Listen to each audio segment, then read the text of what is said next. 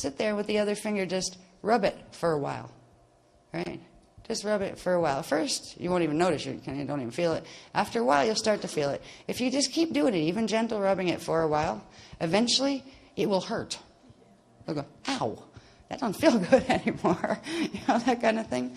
So what you're doing is you're overstimulating the skin crystals, which creates, because they are made of what is called Kale energy, it's activating too much of it, and that creates certain sensations within the neural networks and in the body. So if you can learn to play with these things a little bit, you can really bring technique into your intimate relationships, where you can learn how to deepen your experience into a just broader expanse or a range of pleasure, and also for your partner. And sometimes bringing that experience to your partner is the way that you will actually find it, which is kind of interesting. Where it's like, gee, I can pet my hand until I turn blue, but I'm just not getting it. I'm not feeling it. I'm not seeing stuff. I'm not handling stuff. I'm not getting that at all. Well, here, try doing this with your partner as a gift. Try to pet them. Did you ever pet, if you like cats, did you ever just like hang out with a cat on your lap and just pet the cat and the cat's just going... There is something subliminally soothing about that whole process. And I'm sure dogs can do it too, for dog lovers, or even horses, but you'd probably have a cramped lap. Right? But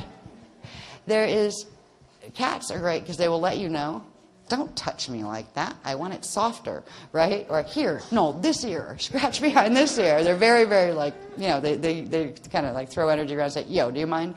Right? Now, often our partners are too, or even ourselves, are too polite to do that. It's like, get over that. We're going to get that over. Yeah, thank you. Right. Oh, that was great. No. We're trained to do this, but both men and women are trained to do that. It's like you can be a guy and have the worst date in the world and just had a really horrible time, and oh, that was great. Was it good for you? And you're both going, yeah. Right? But at least you got there. So it seems like this override of, well, at least if we orgasmed, that means it was a thumbs up one, as opposed to one where, we ended up fighting or nothing worked. We don't. But there's much more to the whole experience of coupling and sharing intimate relationships. And it doesn't matter if you're sharing it just in a one-night stand, if that's what you happen to be into, or if you're sharing it in a 500-year marriage or so. Right? In fact, it becomes vital if you want to ever have a 500-year or even a 50-year marriage that still feels like you want to be there. Right? Often in marriages, especially long-term ones, people get they get used to roles. They get used to being stuck in certain cycles of the victim-victimizer drama, and just cycle through that. And they learn compensation behaviors where they learn to deal with each other. And it's the longer you stay in those relationships, the harder it is to leave them. Leaving them isn't always the option, the right option. Sometimes what it needs is new life brought into it. You need to allow the relationship to rebirth. You need to fall in love again. And it's like you don't just fall in love once, get married forever, and then die together and have, and it was all happily ever after. You need to fall in love repeatedly. We were married, 5 times? I think the last count. We renewed our vows 5 times. Yeah, and they meant something every time, and it meant something more every time. And we do the energy ones, where we, do proper Emerald Order weddings. So you need to be able to renew the relationships. And one of the greatest ways to be able to begin doing this is start looking at each other in a different way. All right? You get stuck at looking at yourself and looking at your life and looking at your partner and looking at your cat and your dog and your kids in certain framework. Oh, they're this or that. Oh, I know what that means. I know what that means. We forget to look at them as who they might have become while we weren't watching. We forget to look at ourselves as who we might have become while we weren't watching. What do you really feel? How long do you actually spend sitting down in any given week, spending time going, what do I really feel? Not what do I think about that. What do I feel? Because feel is where your elemental connection comes directly in. We're so busy half the time. If somebody asks me, how do you feel? I have no idea. Exhausted, That's the first one that comes to mind. There's layers of feeling. If you don't know how you feel, because you've been so busy and so overwhelmed with your life and so many things are more important, that you haven't even given yourself enough time to figure out how you feel, or if something's upsetting you, you kind of like push it over here, and try not to deal with it, you're blocking energy, first of all, in yourself. You're not going to be able to share energy with someone else, your partner or whatever, especially if you get into where your partner and you are irritating each other, because you're both irritated in general, right? Something's bothering you in your personal growth, something's bothering your partner in their personal growth, but neither of you are taking time to look at your personal growth issues as individuals, right? So you're starting to throw energy back and forth at each other and just build static charge, and it can wreck relationships that could otherwise be good. So when we get to the point of sensitizing the body, we need to sensitize our body to ourselves first, and ourselves to our body. And that comes with the emotional body, asking yourself, taking time on a regular basis. Like, this is going to be my time. I don't care who doesn't like it.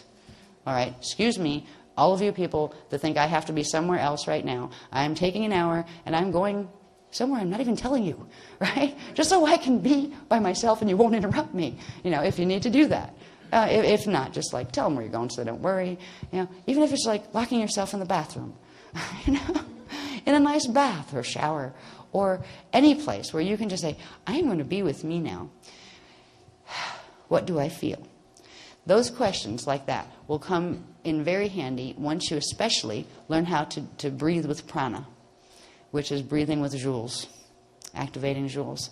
Because it will allow you to transmute some of the surface level stuff that gets in the way of being able to answer that question, and allow you to start feeling yourself a little more deeply. You can't expect to feel someone else more deeply if you can't feel yourself deeply. You will have a relationship that has to do with what both of you bring to the relationship. And that means what you've got in yourself is what you've got to give. If you want a wonderful, great relationship that works totally perfect and is always loving and harmonic, you need two people that hold that frequency in order to manifest it fully. Right? If you have one that's trying to manifest that and the other's trying to manifest the other, you're just going to have a victim-victimizer game happening. So the prana breath technologies we're going to learn toward dawn are going to be useful not just for sexuality or hugging trees in a really big way. They're going to be very useful in dealing with yourself too, in trying to go deeper and feel more of you and get through the elemental chaos that has to do with some of the chemical combinations in the body right now because of the threshold activating on one side and the crystal activating on the other. And we'll be able to find a core, a spot deep inside. Where you can say, this is my feeling space. I found my elemental chill out zone where I can put all of it around here and watch. It's like I'm in a little bubble and none of it can touch me. And I can choose my state right here, right now. And I will choose peace. And I will choose whatever the state is you're looking for. If you're a person that's prone to anxiety attacks, you can use this to stop them. All right? If you get agoraphobic when you go into grocery stores and everything seems 10 times bigger and you feel like you want to run out screaming, that used to happen to me. Right? Too much of everything, too big. Fluorescent lights had a lot to do with it, actually. They do weird stuff to your fields. But you can use these centering techniques and the prana breathing to assist in clearing that or getting control of your chemicals again. Because when you feel your fear reaction, your fight or flight stuff kicks in, you feel like you're going to pass out, you feel like you're going to shake apart, you feel like you're going to scream, you don't know why, you have waves of fear coming through. Where is that coming from? If you feel any of those things, you can calm it down with prana breathing and eventually use prana breathing to take you into alpha state, alpha brainwave pattern, where you can begin to interface directly with the elemental consciousness in the body and begin to work with it and direct it. So they're very useful technologies that we're moving into. They're all based on activating the keys, but particular parts of the keys. Next one, please.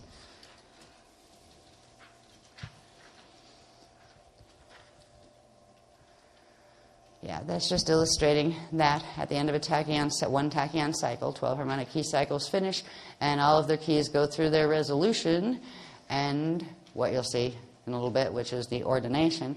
Once they all go through that process together, they go into the tachyon cycle, go into source, all disappears, and that's when you have the replication factors coming in. They call it there's a chart that we're working on that's called the replicant factor chart, and it shows technically it shows the numbers of how many times what replicates and where, and how many fire letters you end up with how many keys at the end of each one, so you know which layer of which actually carries how much quantum.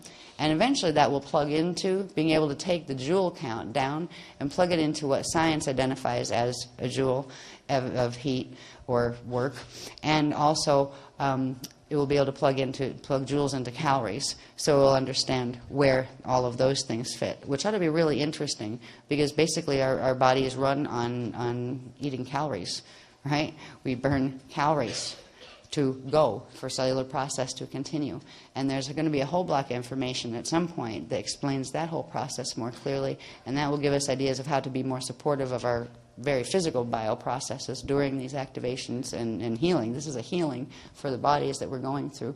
It's a Kama Sutra healing. Sorry. Next one, please.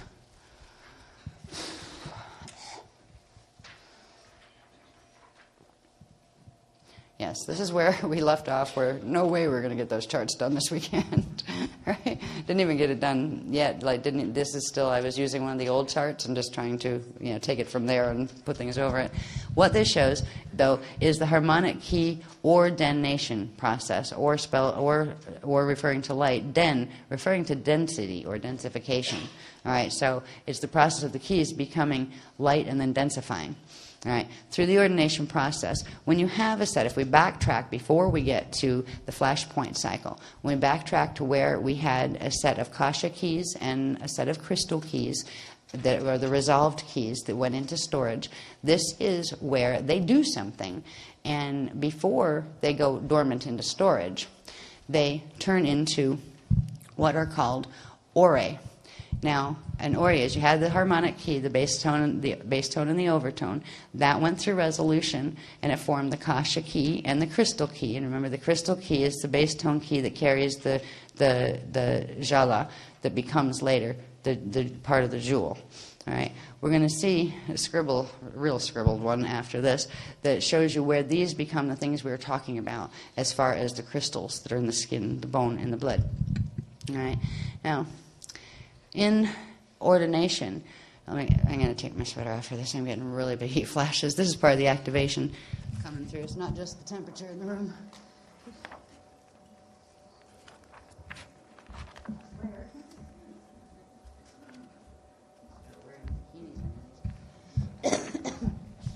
Okay, now, here we go, going into ordination. Let's see if I can remember how to do this.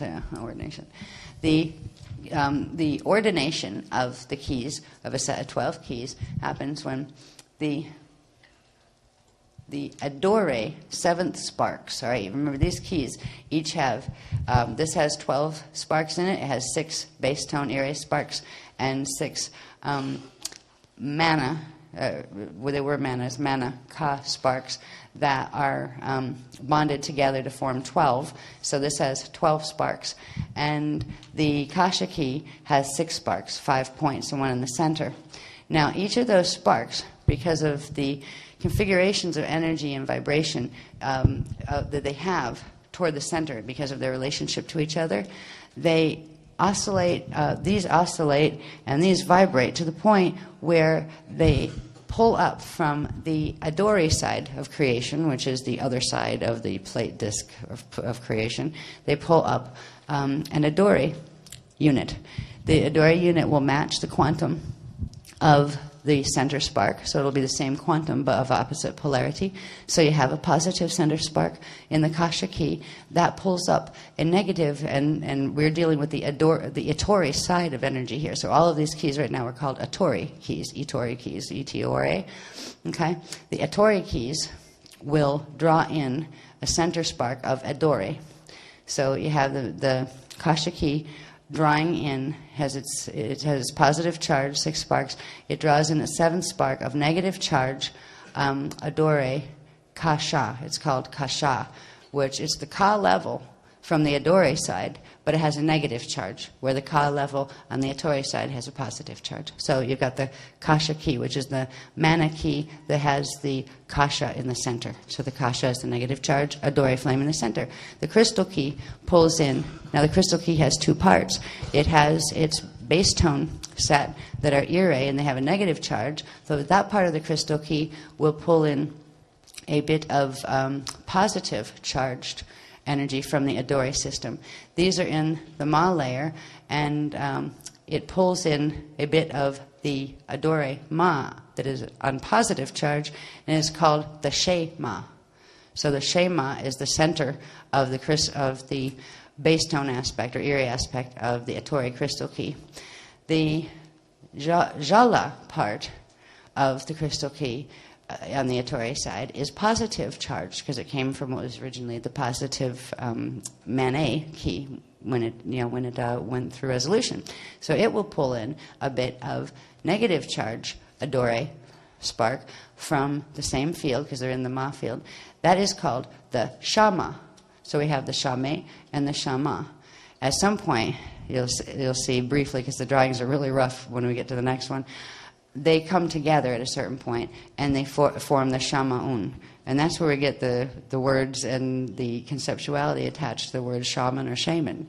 Right? Depends on which one you are, or you're the girl or the boy. Right? A shaman basically would have the positive electrical charge, and the shaman would have the negative ire charge, the female charge.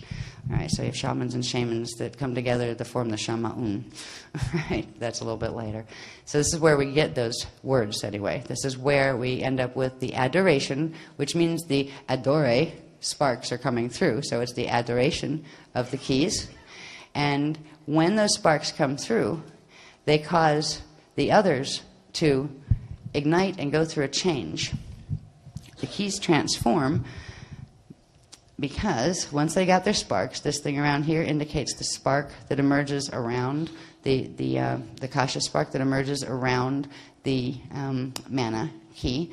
And here you're seeing before they polarize. This is the crystal key when it pulls up its Shame and its Shama.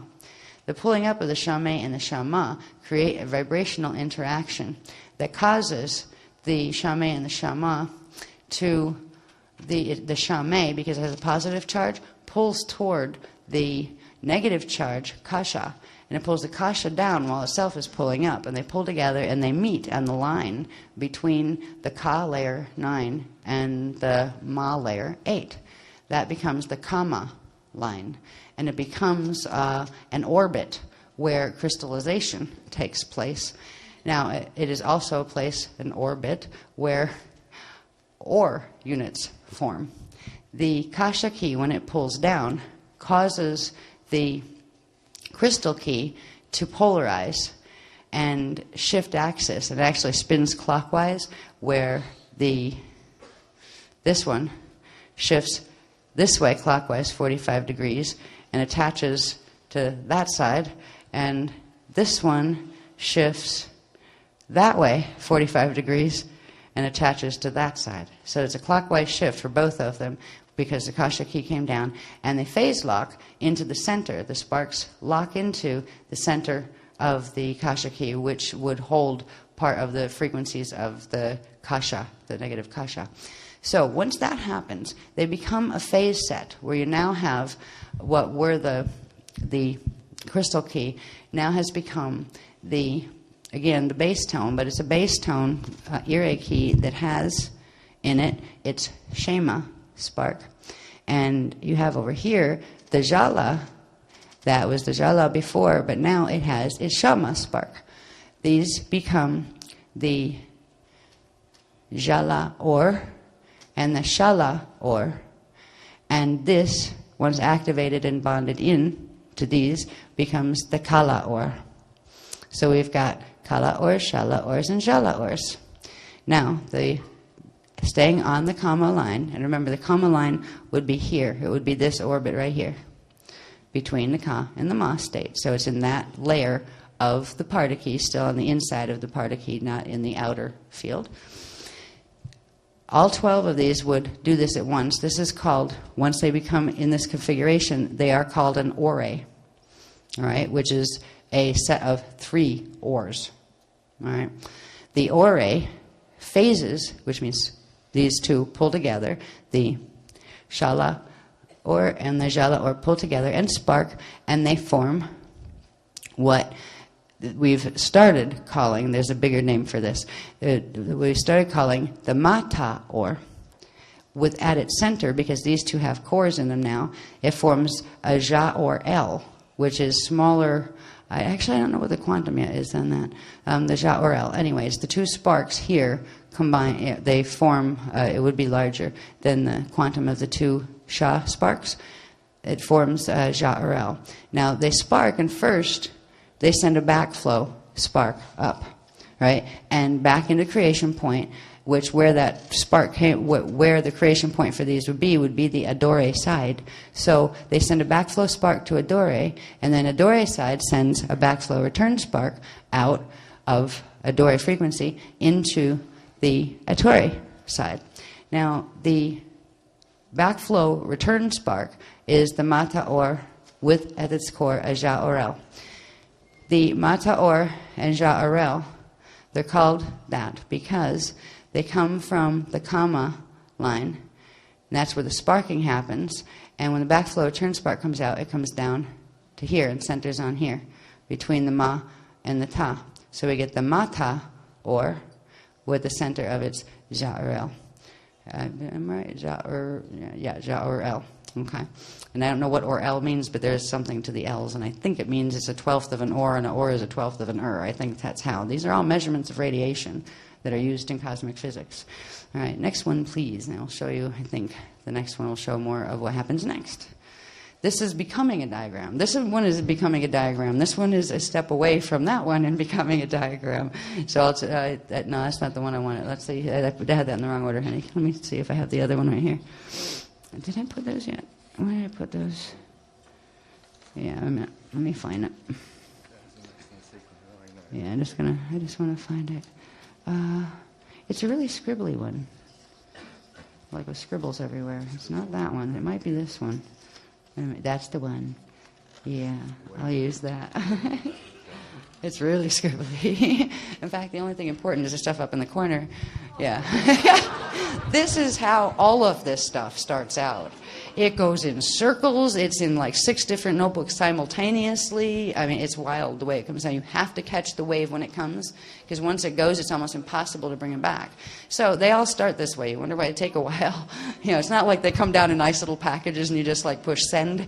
You know, there it is. Yeah. This is where we figure out all the quantums. Everything we've done has its original start and stuff like this. And there's some amazing data in there, because that's where I figure out, like, I get the whole rush of it, where I'll get the quantums and I'll get all that, and I'm sitting there with a calculator and, you know, doing those kind of things. And eventually, we never have time to process all that data into whatever becomes the final published version, so it's always left in the notes in this form. But the important part of this graph that's becoming a graph that will look like what the other graph you just saw was becoming, you know, with the party key, showing the party key up close and showing what the keys are doing. We left off at the ordination of the keys, where they made their mata ors. Now the next thing that happens is called, let me pull this down, it's this corner up here, I need to see. Yeah, oh yeah, here we go. All right, there it is. Yeah, just ignore all that stuff. Don't worry about that stuff. Right? Okay. Well, we had the adoration of the keys and the ordination of the keys. Now we've got the distilling of the keys. And if I can talk through this, this will be really good. I understand it, but to put it into words when it looks like this is a little difficult. Okay. You know what would help? If we can put that other one that we just had back up with it on half, so I can see this corner up here, right, of this, but next to, so I can refer back to the bits that are finished on that one. Yeah, if I can see, if I can get this part of that one and that part of that one next to each other, it will be more coherent. Maybe if you like move that bit that way and that bit that way. Yeah. Yeah, that way. Yeah, kind of like that, because that's exactly what it's the same space, but they'd actually, let's see, where's the comma line here? I believe this is comma. All right, this is the comma line here, and this is the comma line. So if you could line up that line with that line. Yeah. And just pull it back a bit.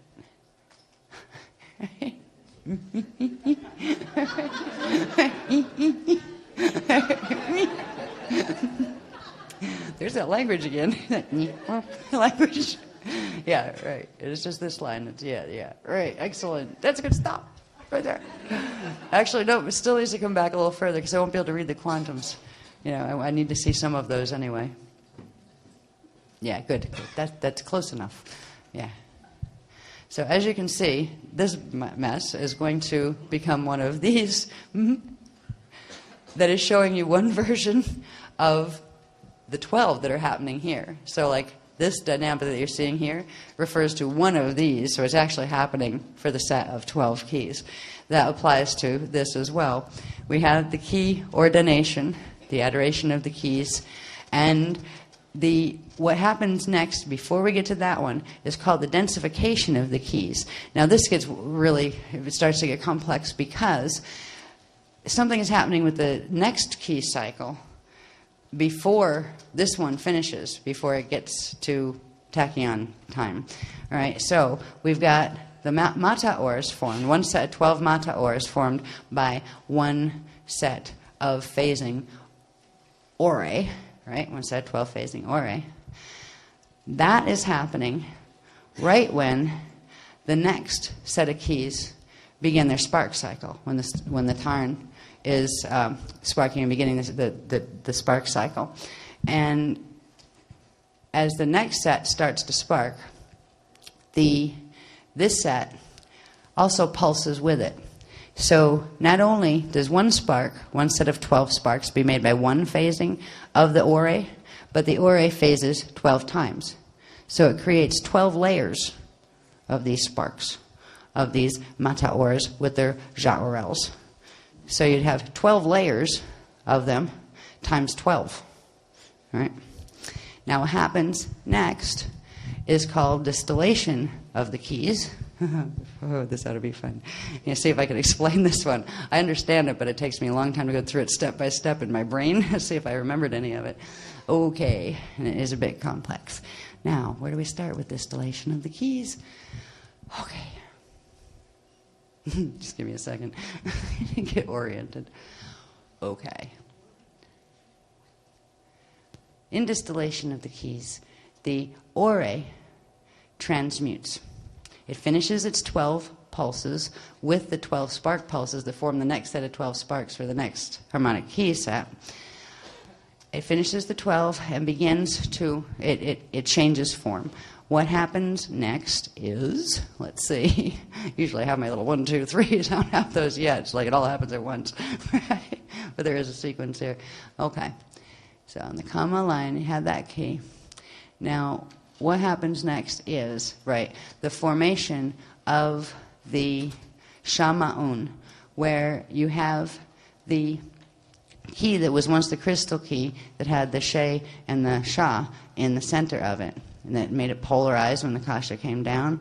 It's still polarized as the ore, but now the positive shema and the negative shama pull together, and they pull the key back together.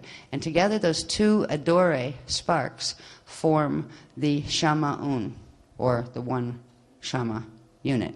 And at the moment, it would hold the two keys together. Now, there would be a stage in between here and here where you would see this as being this shape again, but still stuck to the kasha key.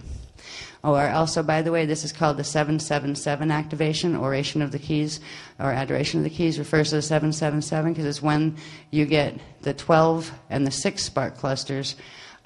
Each pick up their spark, becomes 14 sparks, and that becomes 7 sparks. Then these polarize, so you become 777. So that's known as a 777 activation. It refers to the transmutation of keys, of stored Jaliza keys, into light ores. All right, anyway, back over here, after we get done with the 12 phases of the 12 ore, and we have the 12 layers of the mata ores in the mata band down here. These two in each of the sets, each set of 12, come back together and they phase bond with their Adore center flames to form the Shama-Un. Now, the Shama-Un takes brings the quantum of, let me see where I am, yeah, I believe it goes this way. It brings the quantum of the, which one? Let's one go. I just hold on a second. I just want to figure out which one went here, because this makes us a transition from what we had as Mata ors and Jala ors into the orels. No, what are they called? This is where pranas form. That's why I want to get here, even if I have to stumble through it. Jala or, yeah, okay, Jala ors. Okay, so all right. Let's see. See, there's another stage in between here that I'm going to have to find. But anyway, what it culminates into is that changes form. The kasha, what was the kasha part of the kasha key, goes upward into the, what are we? It's called the kala band, and I'll show you in a bit where that comes from. It has to do with the bands that are out further. That's why I had a couple stages in between there to show you other things, but I'll come back to those. But this one moves upward, okay? The kasha key moves back upward, but past where it had been before. It goes up into what's called the kala layer, and this one holds the shema. Once the shama-un forms, or the two shaman bond, and they bring these back together. Here at the comma line, it helps to be able to read it too. The shema, which is a positive shama, stays at the comma line with the bass tone, which is the shala, all right, the shala or. So you have the shala or staying there, the shala staying there with the shema. The shama with the negative charge moves downward into the cluster of 12 layers of mata ors that would be on one of these key lines. All right, so you'd have 12 layers, remember, from the 12 pulses of that. So the negative charge, shama, brings the, what do they call it over here? Ja-orel. It's the, what is it? Jala. Okay. The jala and the shama descend from the kama line down into the mata or line, and they phase bond with the mata or. Now the mata or, which was set from the sparks, from the sparking, all right, that has these ja-orels at the center. So when the shama brings the, who are you? I'm sorry, it's just these words are driving me nuts. When the shama brings the jala down, the shama and jala bond into the core of the ja-orel. And when you put a ja-orel together with the jala, you end up with the beginning of, you end up with a jala or. Okay? A jala or will later become a full jewel, J-O-U-L-E. All right, but it has to do another times 12 again, but we'll get to that in a minute if I survive this. Okay, now this here, the jala is referred to as the, see, I don't have my lines, my arrows pointing where I need them actually. The jala is the prana. Let me see where I have that. Yep, the jala is the prana. All right, and it has specific quantum. It has to do with where it came from. I'm going to break out a chart at some point that takes this stuff. And I think I have it scribbled somewhere here, where you had, once upon a time, you had the ka mane of 33 1/3, right? That broke down into mana, 21 2/3, which is the overtone differential. All right, so that's the mana, and the prana is the other thing that came out of that. That's where the prana fits in, right? Way back where we broke the ka mana down from 33 and a third during key resolution. This is where the prana forms, because part of that kasha key becomes the mana of 21 and 2/3 overtone differential, and that's the one that makes the sparks with the kasha key. And then the prana is the other part that starts the jewel thing, where the jala, and it's the overtone equilibrium key of positive 11 and 2/3. So this has been what we're dealing with when we're dealing with this thing we've been referring to as the jala or the jewel or anything built on that. That is the substance that is called prana. And this is where it comes from the breakdown of mana, 33 and a third quantum base, to mana and prana, the overtone differential and the overtone equilibrium. So that's where that comes from. This is hard to do these graphs when they look this bad, just so you know. You wonder why it takes me forever to do translations.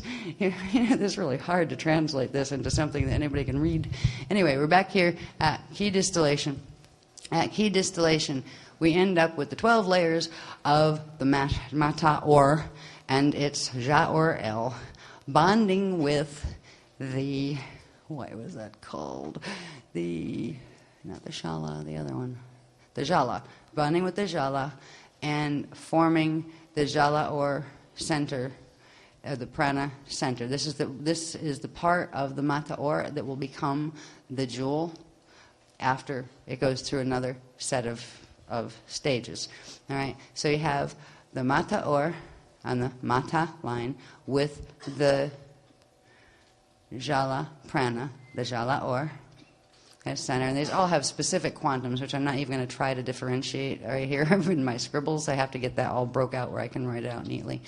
So that's on the mata layer.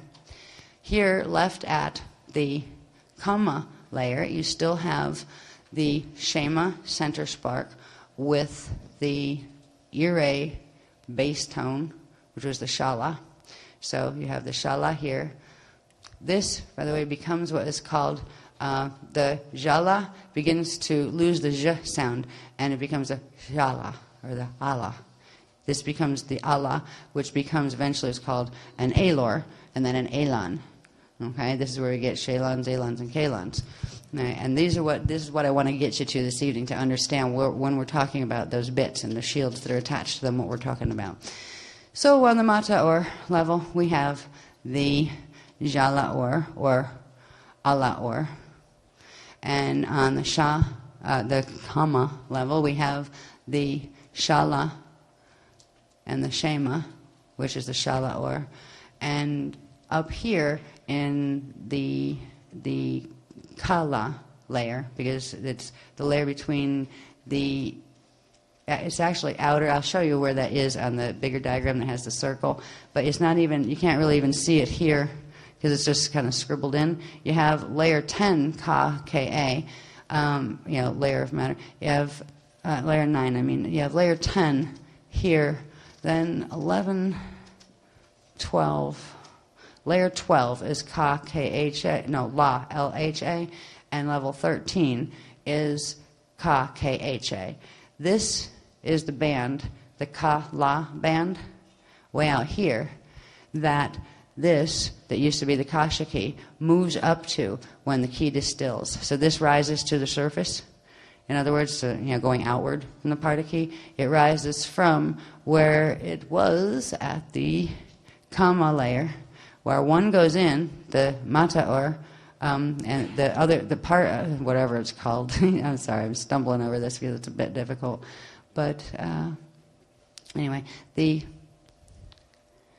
that one. I will just call it that one for now, because it's I'm trying to remember the names that I've just got that I'm having a problem with. Okay, that one rises from the kama level all the way out to the ka-la level. All right, that forms what's called the kale key at some point. It forms the kale key that has the specific quantum that's what emerged from this. So this one went upward to become the kale key.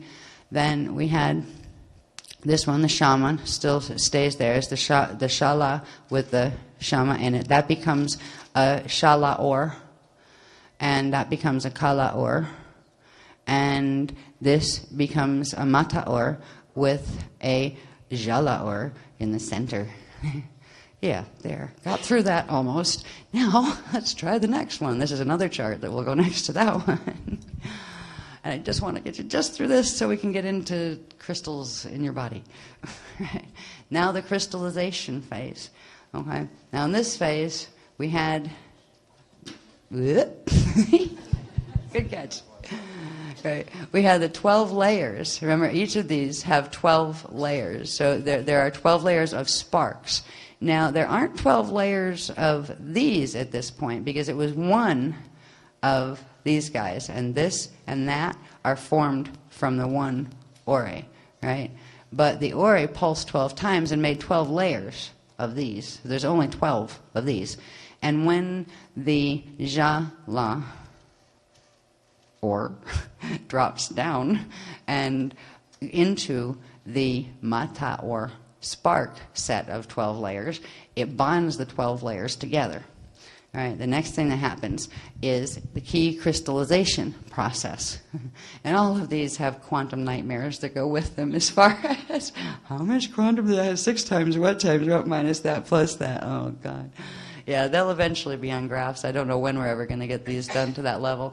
But what the most important thing to understand is this progression where you had the harmonic keys, right? The start is the harmonic key sets, the start is sparks, then harmonic key sets, then key resolution, then ordination, and which is adoration of the keys and densification of the mata units, right? Then we had the distillation where we had the Shaki rising up and outward into the Kala layer. The Shala stays at the Kama layer and becomes the Shala or, and the 12 layers of the Mata or come together and bond together with the Jala or at the Mata layer. There we go. Now we're on to the crystallization of these keys. Remember, that's happening to all 12, right, at the same time. The crystallization of the keys. Now, let's see if I can explain this to myself and read my hieroglyphics. It's basically a times 12 thing here. I have this. I think I have what I'm looking for scribbled somewhere up here.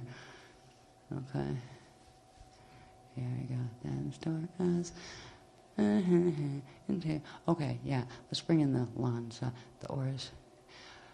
When we look at these units and the name of them now after distillation, we end up with what is called an alor, all right, which is the jala or plus the mata or becomes an alor. The shala or with its shema becomes a shalor, and the what was it called? Kasha. The kasha that has its kasha in the center with the negative charge, adore, and has its atore, 6 ka sparks of mane, that also, I forgot to tell you this, pulls in an equal another spark, and it becomes an 8 spark set. It pulls in the shama pulls in from adore, pulls in another positive spark of atore, and it changes the quantum. But this becomes the kala, or so you have the kalor. The kalor, the shalor, and the alor. That is the beginning. Then, I want to even try to figure out where exactly in the process these, because remember this is the first set of, this was the first set of harmonic keys, say. The second set have already begun their spark cycle, right? They're already sparking when this is phasing, and that means once that's done phasing and doing this, it means the second set is doing something else, on one of the other stages. I think it's probably resolving. They're probably going through resolution at that point. But at a certain point, we end up with 12. All right, so this bonds into one unit, the alor. And I have to trace how many cycles it takes. It's probably at the end. I think it's the end of the 12th harmonic cycle, harmonic key cycle, before the full tachyon cycle. This is where you have these 3 units. Now you have that whole thing done 12 times. All right, so you have 12. You had 12 layers of these. 12 layers of these that used to be 12 layers, but now they're one layer once they got bonded from the one that came down from the jal that came down. So now these are all one at key distillation, one unit as far as one layer, right? But then you have the process going through 12 harmonic key cycles, at the end of which you'll end up with 12 alors, 12 shalors, and 12 kalors, and those 12 undergo a compression process right before the tachyon cycle flash, before they turn into the tachyon units. They undergo compression, and that causes the 12 layers of those to phase bond, and they become alons, shalons, and kalons. All right? Now, these are crystals, the alon, kalon, and the shalon crystal. They have a specific name once they crystallize. You have the Kale Siur kalon crystal. All right, it's the Kale Siur. The Kale refers to the band that it's in, the Kala, the band that it rides between. A Siur refers to a light. And it refers to light pillars that we've worked with before, but it also refers to light crystals. And it is a Kale Siur, so it is a light crystal. On the Kama layer, still in the Kama layer, you have what's called the Kama Siddha, and that is also called a Shalon. All right, so the lors became lons, and the lons are crystals, and they're crystallizations. We have the Kale Siur, light crystal. We have the Kama Siddha. Siddhas refer to sound crystals. A sound crystal has a negative charge on the outside and holds its movement inside. So it vibrates inside. Is considered a vibrating crystal, where a Kale Siur light crystal is considered an oscillating crystal. So it oscillates energy outward. So it's whether it's holding its energy inward or if it's oscillating it outward. All right, so we have the Kale Siur, Kalon crystals. We have the Kama Siddha, Shalon crystals. And we have the, if I can read my writing, here we go. What was the Mata Or times 12 became a Mata and what was the what do they call it? Jala Or times 12 became the Jewel. When you put the Mata Or and the Jewel together, it creates what is called the Sutta, the Mata Sutta, the Masuta, M-A-S-U-T-A, the Masuta.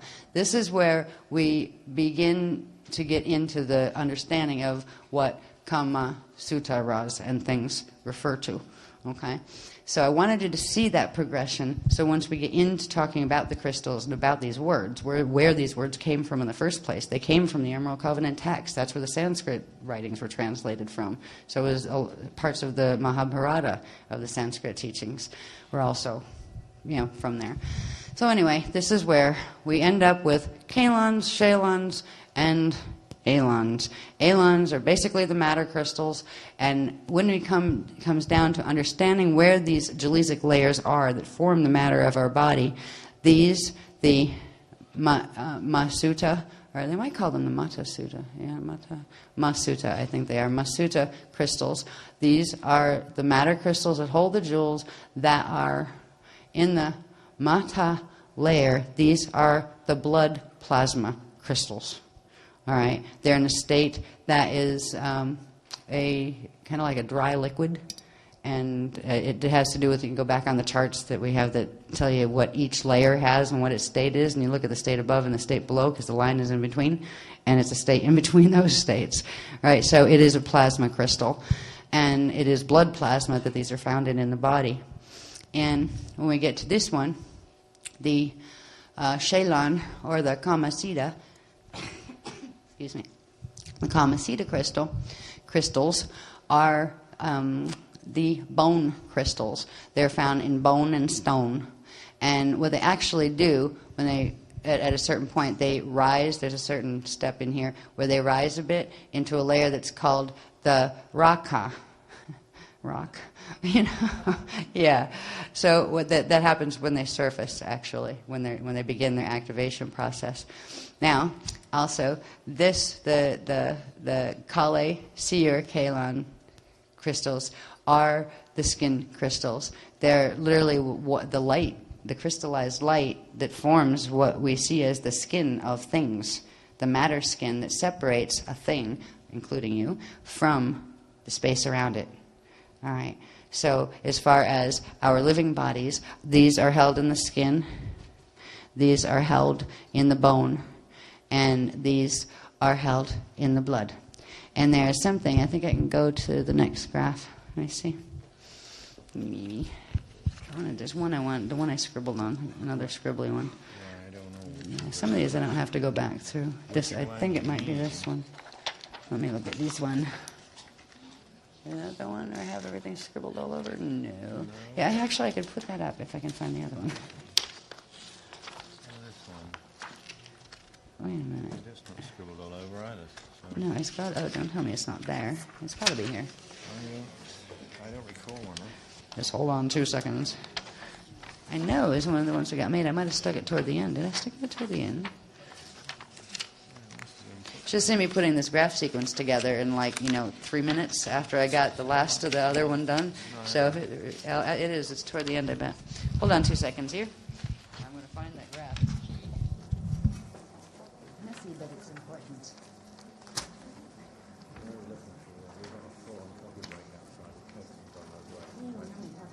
Okay. Before we go for our coffee break, I found it. I'll show them a little bit, and then I can go to the coffee break. I could use something to drink because I'm getting hoarse. This is the one. Right. There, except now, yeah, there'll be a good time for a break too, because then I can just see what I messed up and put it back in order. You know, there's never even any time to number these at this point when we put these sequences together. I travel with my picket pack as far as the Mylars go, and I just, arrange them in whatever order they need to go around the new stuff in order to, show context. So we don't even have time to number them anymore. We don't even have time to finish them anymore, as you can see. But this is what we just talked about, where the bone crystals are the bone crystals, the blood crystals, and the skin crystals. When you look at them in terms of the partiki, is also you could look at them in terms of your core partiki and your own fields that are emerging outward from the Taran light unit in your center. Also, there's a configuration of them that go with the Shari Edonic seed atom, right? But what's neat about these is there's an interaction that takes place, and this is an interaction that in the ancient times some knew about. You couldn't do it very well because of the planetary grid mess-ups, but there's a process of, under certain conditions, when you bring two bodies together, but you can do it without bringing two bodies together too, but you could reach a state where you could return to source together during sexual engagement by using very specific breathing techniques, shared breathing techniques, in order to activate these. It would, in a natural Christic system, it's fine to activate them, with or without a partner, to be able to travel, to be able to manifest and demanifest at will. And boy, it's a lot cheaper. You don't have to buy houses and stuff, because if you don't want to use the body right now, you just demanifest it. Yeah, really, really useful. But what the whole concept of the Kama Sutra texts were drawn from the larger text that understood this, that understood what it meant to be an ascension master. I hate that word, ascended master. I'm an ascended master. Whatever. Right. Right. Let's say an ascension master. All right. One who has mastered some of the arts of ascension anyway. Right. They knew that you could use your breathing and use your own body in a way to stimulate activation of these all on your own, or you could share the ultimate experience of love with a beloved partner by sharing it through sexual energies with the breathing and using the right things together, because you could both go home together to source and experience not only yourself going home to God and feeling just that it's an unspeakable experience, actually. You can't even translate. You can try to talk around it, But you just can't even put words on the ecstasy that feeling is. When you, I mean, it's just total love with everything in creation, because you feel everything in creation, and it's just an amazing, I forget the words, you can't even touch words, you can't touch that state. But you can not only take yourself there by Kama Sutra activations, you could take your beloved with you. There were even families who got out of planets that were in danger who could still run these things because of certain codes they had, that they could take their family with them, right? Simply by linking fields without even having to touch private parts. Yeah. All right, so and it has everything to do with these crystals, with the Masuta crystals, which are the matter crystals that are carrying the jewels that are the blood plasma crystals. So where are your jewels? They are in your blood plasma. We're just waiting to be activated. Right?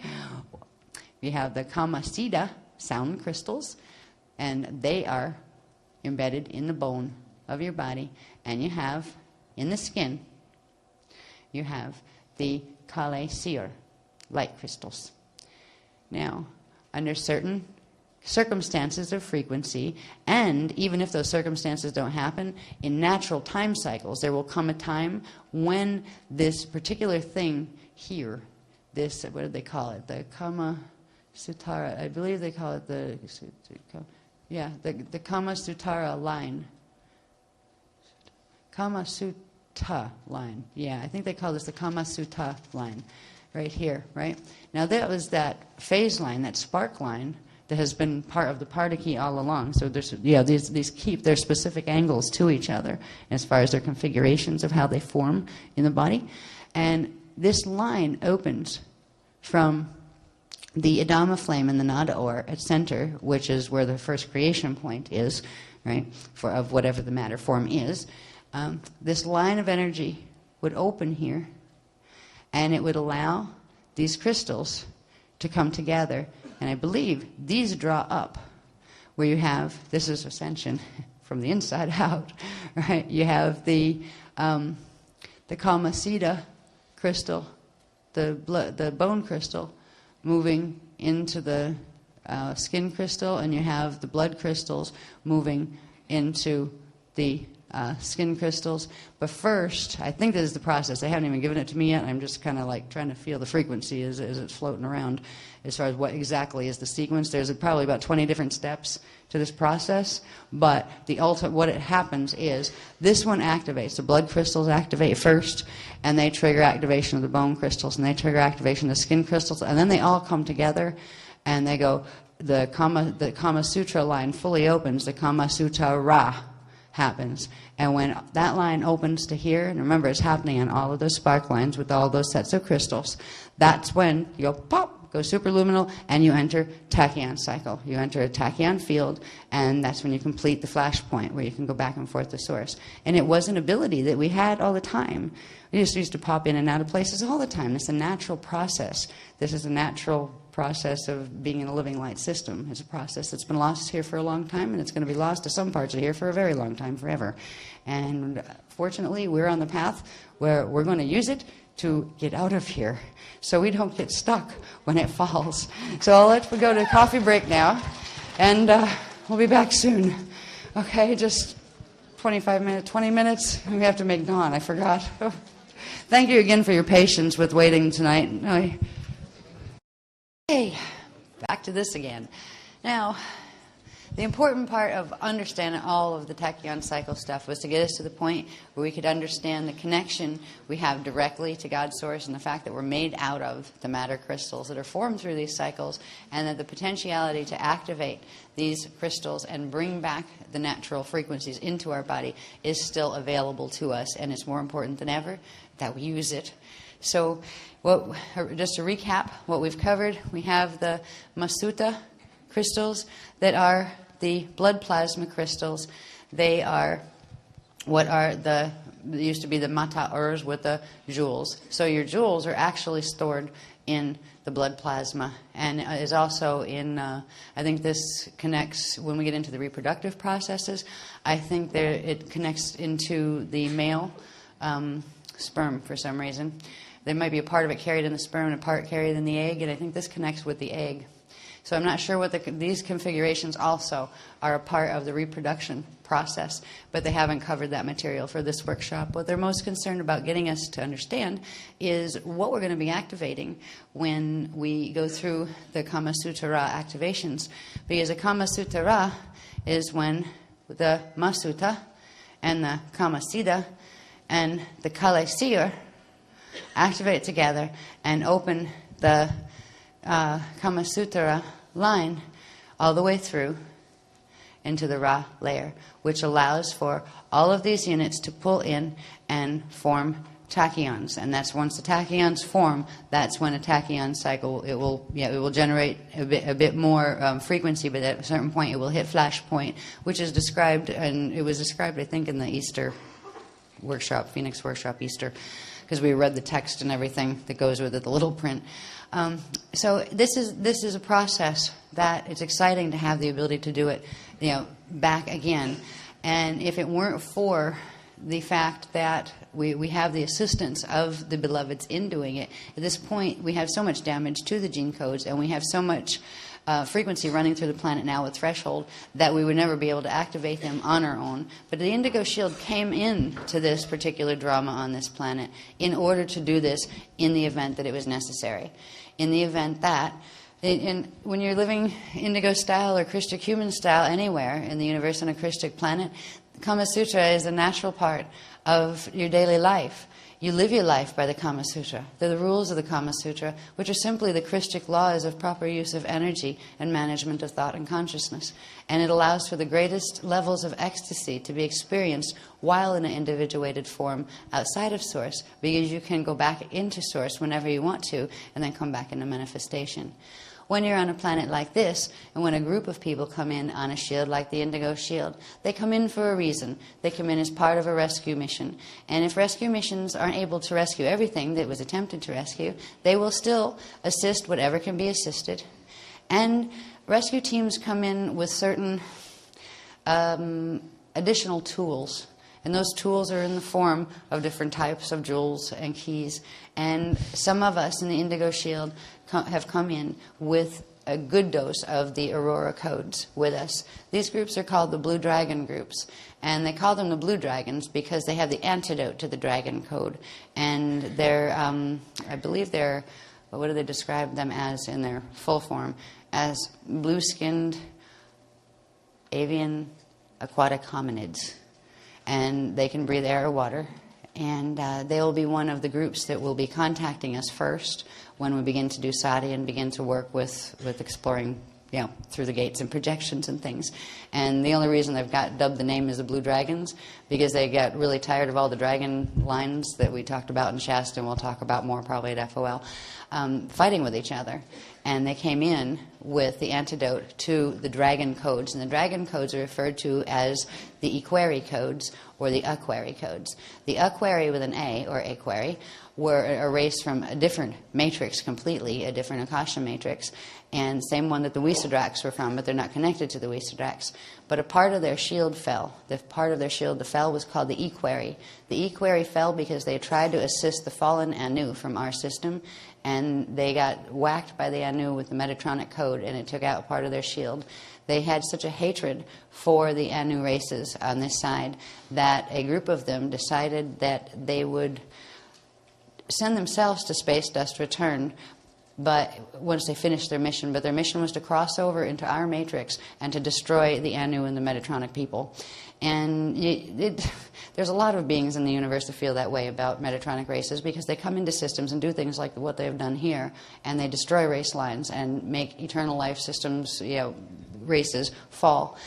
The Aquari lines, the ones that didn't fall, there was groups of them that had their partners or the divine complements that did fall into the Equerry situation. The Equerries crossed over into our matrix by hybridizing with the Omicron Draconian race lines and the Odedicron Reptilian race lines.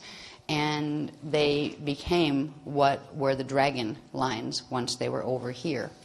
There's an antidote to those codes which allow a separation between the Omicron and Odedicron reptilian and dragon moth is what the Omicron is, consciousness from here that allows the consciousness to separate, and the equerry can come back. And once the equerry can be separated from the Omicron bond, then if it can get the codes that it doesn't have anymore, that it used to have, that will allow it to activate the aurora crystals, it will be able to, the equerry will be able to get back and ride crystal spiral out so they can go back home too.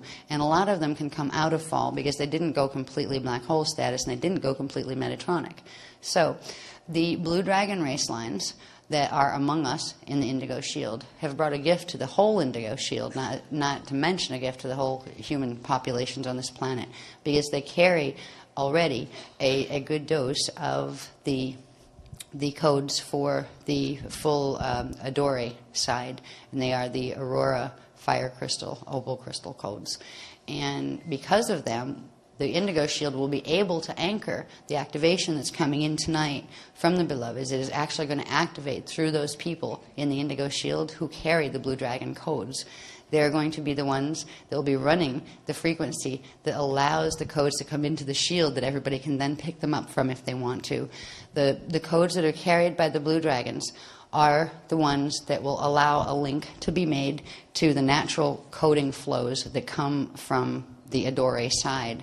So it will. The Blue Dragons don't have the whole set to give to the Indigo Shield, but they have the linking sequence that will allow the rest of the codes to be given from the Adore side. So we are able to activate not only the slower key cycles, but we can actually move ourselves into rapid states of the Kama Sutra activations by having the extra dose of the Adore side codes. It's like getting your bass tone cycle done before you finished your overtone cycle done. It's to give us a bit of a time leap, because if we don't have that time leap, we're going to run into problems starting with tonight and running through. They said it was going to run through Monday, the linking of the threshold sextant axis into the natural crystal spiral that has been running through the Indigo Shield.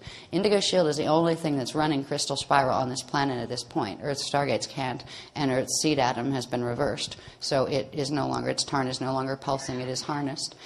So this activation would be particularly aimed at the Indigo Shield, with the codes that we're going to be given tonight, which are going to be linked through the Blue Dragons in the room. And by the way, the particular group that are known as the Blue Dragons, they are all female, just so you know. All right? Yeah, that doesn't mean there aren't guys that are associated with Blue Dragons, and that doesn't mean that that particular race line of Aquari, because they are Aquari still with an A, that is what their actual name is, but they're a particular troop of Aquari that are female.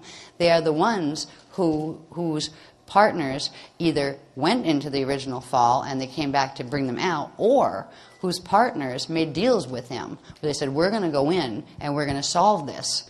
And the partners allowed themselves, the males allowed themselves to ride in, with the fall, but not go completely black hole status. So they could meet up once they got over here, where the girls would carry the key back, and the guys would carry something to I don't know what the guys carry. They didn't tell me yet, actually.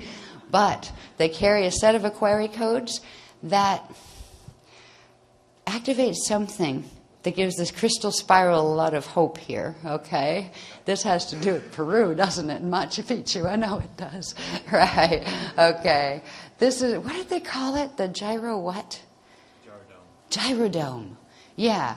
We got this little scribble thing that came down last night really fast out of nowhere. It had like a completely different line that was coming from one of the councils that I had online, because sometimes there's like 6 different ones of the Christian councils working with different parts of the data. And they said, the Peru trip's important. We've got the okay. We're going to activate the gyrodome. What is a gyrodome? Right? And they said, we're not going to try to explain that right now because it will take like 4 years. But they said you could compare it to the Christic answer, the Christ answer to the beast. And it does something. Right. It's something that the Aquari races and the Aurora races from Eartha put in here. It's connected to certain locations And it's one of the key sites we need to activate is, again, Machu Picchu in Peru. And there's a series of things that are connected to it. We'll learn more about what the gyrodome is. But the Aquari races are very much with us. And some of you among us now are blue dragon ladies. And other ones are... It's chuckling.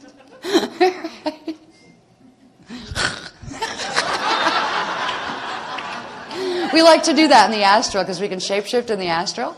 And if we're getting pushed around by any of the FAs, just kind of go, whoa, and do a blue dragon thing, and they kind of go, oh. Hey, it works. But basically, we're blue hominids that can we can fly, but we don't have wings. But we have kind of a cape-like structure. Anyway, I'm not going to go into the blue dragon anatomy. But we are all here together, and there are Aquari with an A among us, both males and females. The female blue dragon troop, I don't know what they call the boys yet. There's probably a troop of them that go with the troop of the blue dragons, that they came in, and together, these must have seeded whatever the gyrodome is. And the gyrodome does something, probably to amplify, from what I understand, the little I understand so far, to amplify the crystal spiral frequencies so that it can't be snapped when the interface occurs that we'll talk about in a minute. So I just wanted to let you know that all of this fun stuff about sacred sex, that you can take and downscale it into small little things like improving the intimacy in your love life and those kind of things, is also big things, because it's the same currents that you can ride a stargate through. You can ride the light and the crystal spiral of ascension through. You can hold the potential as an individual, but also as a part of a big collective of indigos. That is the last potential for the ascension to be able to take place for any life forms or elementals on this planet. And that is a very, very honorable job. So if we can start thinking about our bodies and ourselves in a little bit different way and realize the sacred temples they are. Just realize it's sacred. And you think about, what do I really want to do with my sacred temple here? Sometimes we compromise, in relationships that aren't good for us. Sometimes we get frustrated with relationships that are, and we think they're not, but they actually are, because they're helping us grow. They can be tension type too. But there are some things that you need to honor your body. You need to look at it as a sacred vessel, because it is a tool of the Christian, a tool of Source at this point. When you activate these keys and jewels, it's going to give you back a power that was always yours, but a power that we forgot we had down here and also forgot how to use with integrity. So there will be lessons of integrity that come up in your life, too, that are questioning you. Will you cheat on that just a little? Or just because nobody saw you do that, will you do that? Somebody will always see you. Know that. Just like they'll see you when trucks are ganging up on you on the highway and help you jump 5 or 6 exits, right? All right.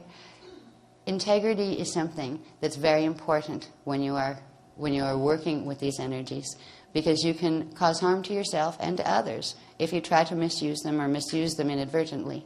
Inadvertently implies that you would be given activations that were actually too strong for your mental body to handle. So you don't have to worry too much about inadvertently. You're not going to hurt yourself or anyone else with the currents you will have activated, because the currents you have activated will go with the level of cognition that you have. And as your currents activate more, you will get greater cognition. So there is an integrity that will come. And you may start finding yourself wanting to make different choices about certain things in your life. Everything from attitude to location, whatever. But there will be an expanding responsibility that comes in as these currents come in too. But there will be a peace and a depth that comes in to your perceptions and your experience of self that will also it will counterbalance the responsibility, where the responsibility doesn't feel like a burden. It's just a no-brainer, of course.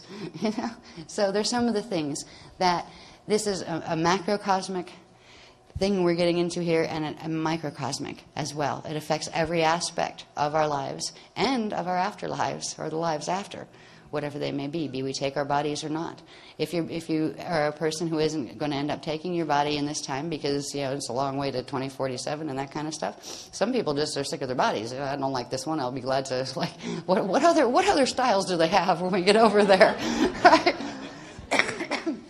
Now maybe try one of those, blue 12-foot tall, really like lean and highly telepathic ones that can levitate, right? Yeah. Something like that. So even if you're not taking a body, you still want to get through a gate. All right? So you need to use the body that you have and get its keys activated so your consciousness will have those frequencies activated whether or not you're taking the body with you when you go through. Ideally, we get to go through as a team because there's nothing like that. We've been trying to do that for so long down here, is actually take a team home with their bodies intact where you didn't have to start over, and we still have a good chance of doing that. It is not a dire situation any more than it's been a dire situation since they activated the darn thing. This has not been fun these last 5 years. It was supposed to be fun. It was supposed to be the great new age of enlightenment. It was supposed to be an end to this drama, an end where peace would be the final outcome. And you know what? I guess it is turning into what it was supposed to be anyway, because it is an end to the drama. It is imminent. An end will come now. Starfire will be the end of that drama. And there will be peace at the end of that as well, particularly if we get out. And we will get out. It's not a big if. It's just, well, pay attention, team. You got a big one coming at you.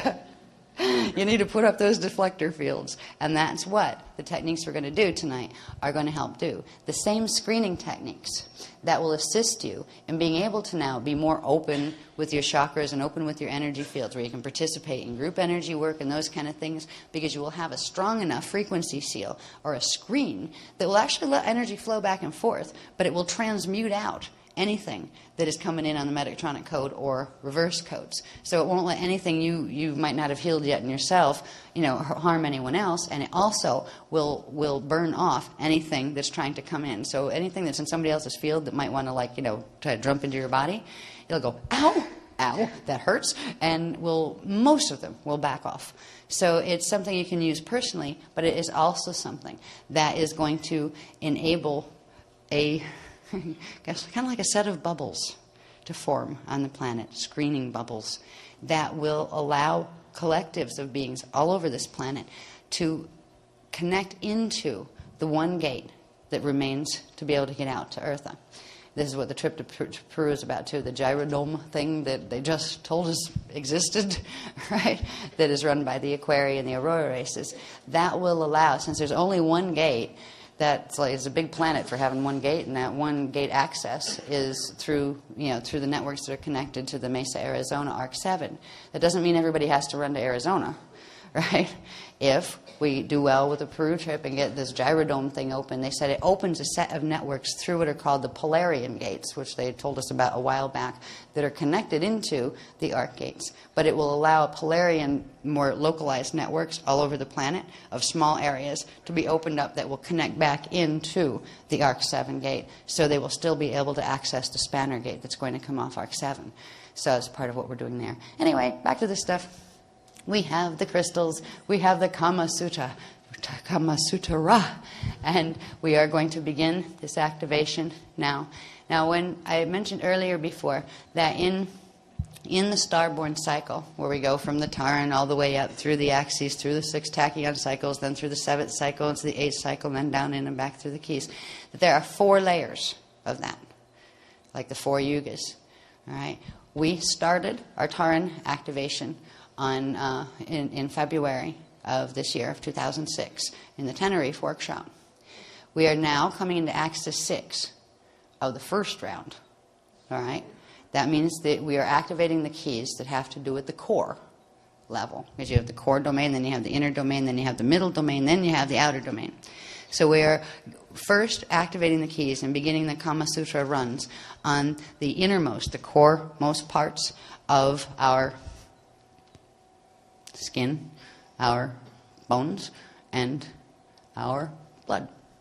The next phase, see that we'll probably in FOL, I think I will have at least some of the time charts done that will follow these 6 cycles from the point when our Taran activated as far as when our cycles are.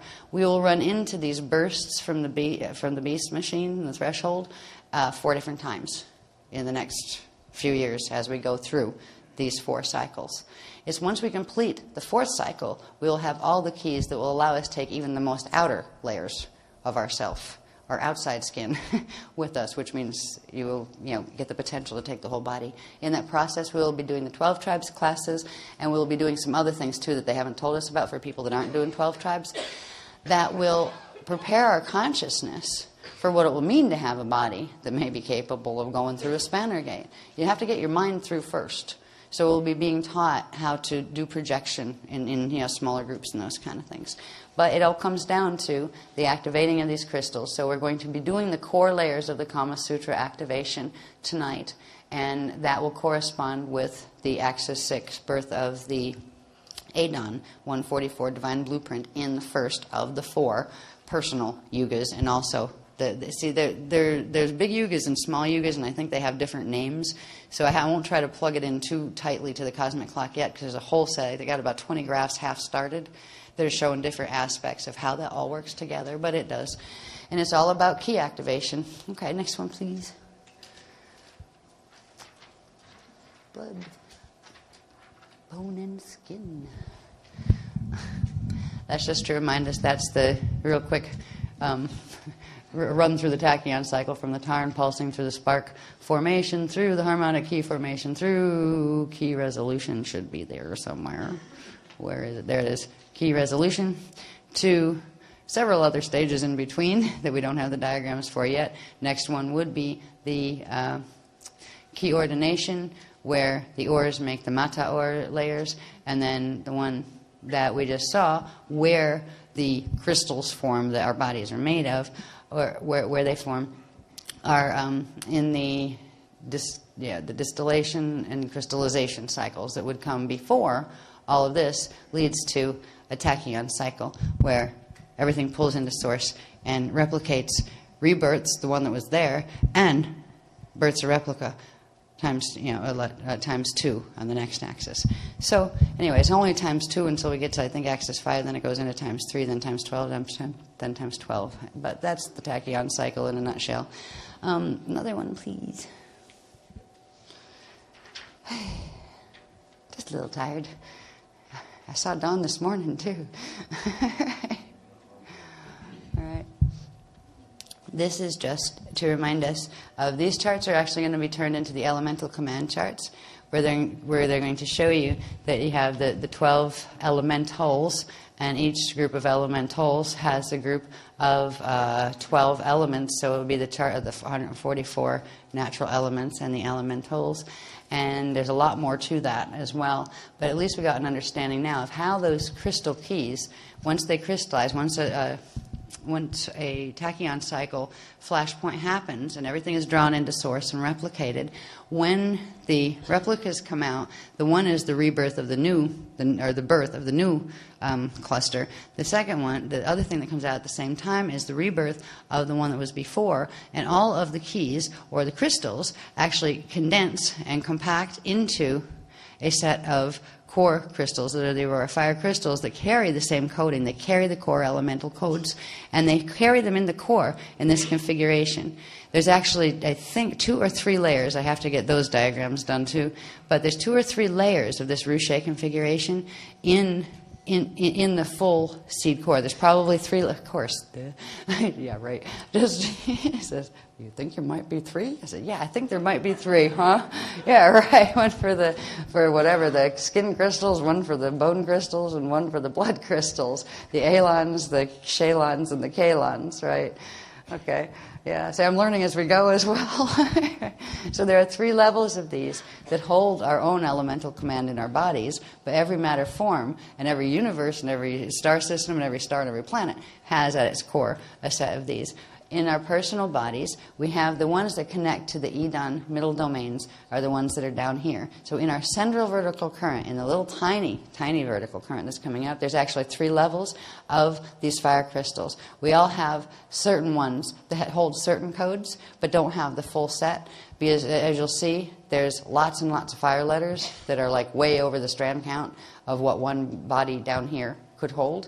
So just so we know that this ruche configuration is the one on the ruche necklaces. I don't have mine on right now, but on those, it's the divine blueprint, but it is much more than just the template for matter. It is literally the crystallized frequency crystals. They're gel crystals of consciousness that hold the consciousness fields, of which the atoms and the subatomic particles and the particle waves that form the subatomic particles, that form the atoms, that form the molecules, all of which are stages of the elemental command. That is the configuration that those keys that you saw on a 12-axis in their formation, where it was like a clock with 12 different rays, that condenses and then pops back out again in these configurations, but this times 3, in the core of the unit that just did its flashpoint and rebirthed. So in the rebirthed unit, you get these crystals crystallized, and they would be the opalized aurora crystals. They would have the aurora coating as well as the Ettore coating. Because when you finish a cycle, you get, in that flashpoint, you have to go through both Ettore and Adore.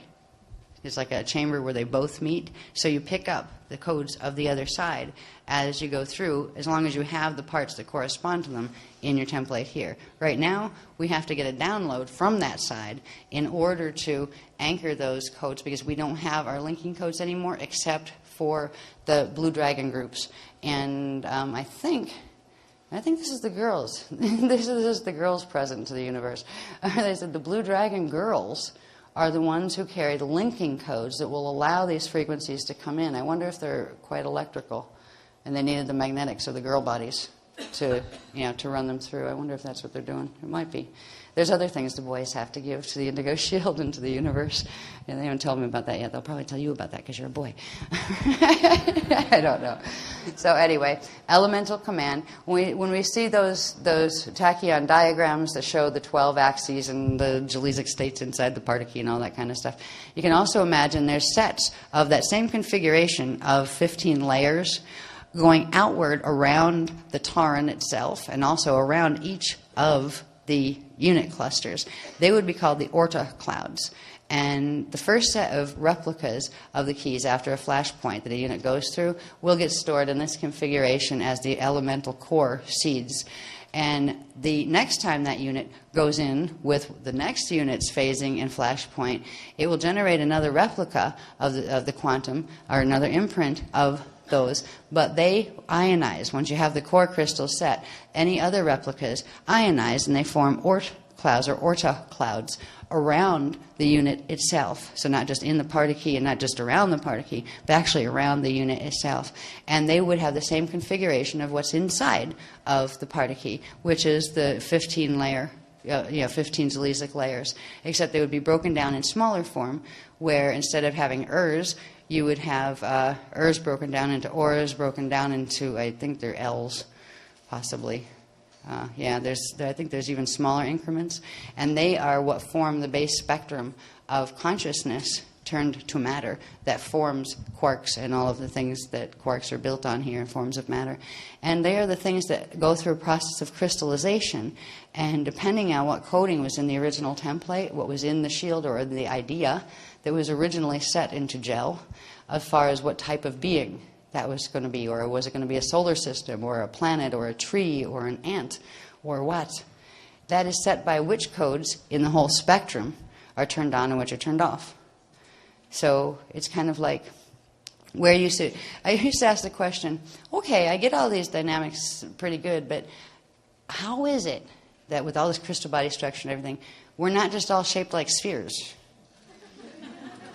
How do we get that shape in the middle of those pillars, right? That has arms and legs and those kind of things. And how come, what in this allows you to have the difference between a person or a tree or a planet or a solar system? What is it? And it's the shield coding, where if you have the full set of all of the keys turned on, you will be spherical.